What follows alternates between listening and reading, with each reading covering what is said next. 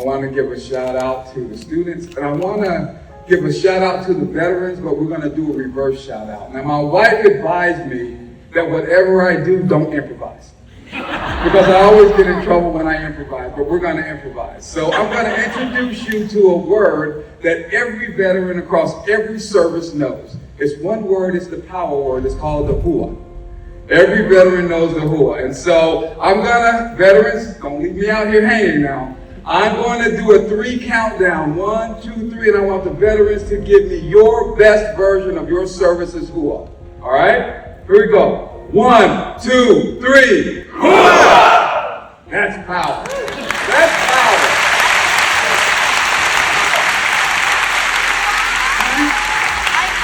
No rehearsal. They had no idea what I was going to do, and boom, universal language. When I was first asked to come speak, my day job is I travel all around the globe and I teach leadership. I teach leadership to leaders of leaders to try to help them tap into their leadership superpower. And when I thought about this audience, I was like, this is a different audience. This is an audience from pre-kindergarten to grandpa's garden. And so in everything in between, and grandpa's, I'm a grandpa too, so I'm owning it, and everything in between. And so the one thing that I think resonates across all generations, no matter where you are values. And so I want to talk a little bit about the values that I think make Veterans Day so special. And in order to do that, I want to give you a little bit of my origin story. So my origin story is I was born to a single mom on my grandmother's pig and tobacco farm in the backwoods of North Carolina. I mean, we were so far in the backwoods that you were more likely to be driving on a dirt road than a paved road. And we were so poor that when poor people saw us, they would point at us and go, wow, those guys are poor. And so that was a different level. But what we did not have in material things, my grandmother had in abundance, and that was faith. And what she had 4 principles that she instilled in us are the foundational principles to live by. I call it FFLS. Faith, family, leadership, and service. And that is what she instilled in us. She said, you can live a good life and have a life well lived with those 4 things as your foundation. And I took those 4 things as my foundation up into the United States Military Academy at West Point, where I had another transformational point in my life.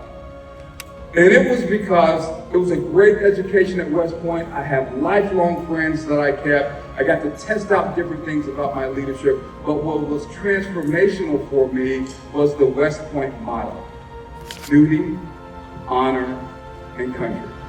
Now, when you are poor and you are worried about where your next meal is going to come from, being warm in the winter or cool in the summer, you are not thinking about what does duty, honor, and country mean to me.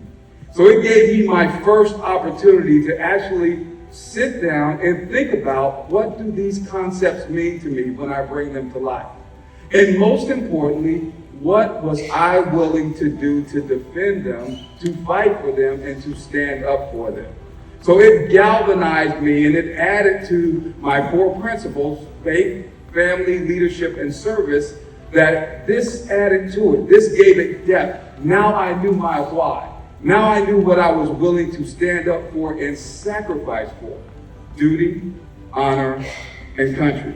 And I took that into the military, to my first job in the 82nd Airborne Division, where I was jumping out of airplanes for no good reason. I still can't think of the last of it today. But also as an airborne ranger, I had the responsibility of leading soldiers in combat. And so that was another transformational moment for me. Because it's easy to know what I stood for, my values, my duty, honor, and country, and what I was willing to sacrifice for. But when you have responsibility for somebody else's life, and you have that weight that sits on you, it changes you. It changed my view of leadership. That real leadership was not about ego. Real leadership was not about the spotlight. Real leadership was not about glory. Real leadership was about service. Real leaders lead in service to the people that they lead. They are accountable and they are responsible to the people that they lead. And so this whole combination of servant leadership, duty, honor, country, along with the foundations that my grandmother gave me, I took this out into the civilian world. And in that civilian world, I had a great career, a career I could not imagine that Colleen talked about. Everything from leading at Pepsi-Cola to leading at Dell to leading at Brinks. I managed teams all over the globe. Teams in Asia, North America, South America, Europe, and North Africa. I've had teams of up to 20,000 team members generating multi-billion-dollar worth of revenue every year. But during all this time, and what's important to everyone here, is I did not have to sacrifice my authentic self. Along this journey, I got whispers in my ears all along the way, that if you compromise, you can move faster. If you compromise on your faith, if you compromise on your family, on your leadership, on your service, you can move faster, get promoted faster, get more in this world. What I can tell you is you don't have to listen to those words, because you can get everything you want by being authentic you, by not having to compromise what you believe in and what you know is a part of your core makeup. That everything is out there for you. Now, often when especially on Veterans Day, I get asked, it feels not enough, Mel, when we tell veterans, thank you for your service. What can we do that's something different and that's something more? First of all, know that for me, when you say thank you for your service, it's enough. I get it, it resonates, and it feels right, and I'm appreciative of it. But if you want to take things to the next level, what I challenge everyone, especially the students in here to do, is there's 4 other ways that you can say thank you. One way is you can live free. You can understand the sacrifices that were made by the people in this room and the people that came before them, and you can exercise that to live your authentic self. Know what you stand for. Know what your values are, whether it's faith, family, or service, whether it's duty, honor, or country, whether it's compassion, whether it's humility, whether it's charity, it's kindness, truth, justice. Know what you stand for. My grandmother used to hit us with this statement: if you don't know what you stand for, you'll what?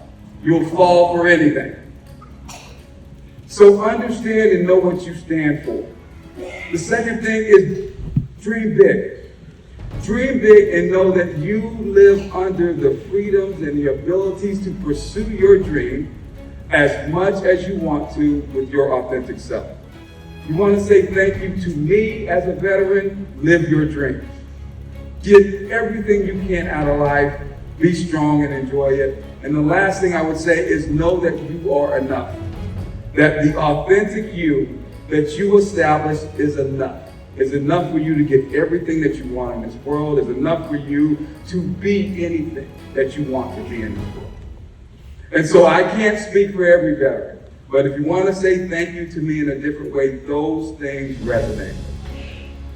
And so I'm going to not improvise. One of the things my grandson sort of indicated is, Papa, whatever you do, don't say anything crazy. So I will bring it to an end here. I want to thank you for this moment, to be able to have this quick conversation, to talk about values and the why. I am so appreciative of the magnitude of this event. If your heart is not moved by this type of celebration, I'm afraid you're a robot and you may want to get checked out.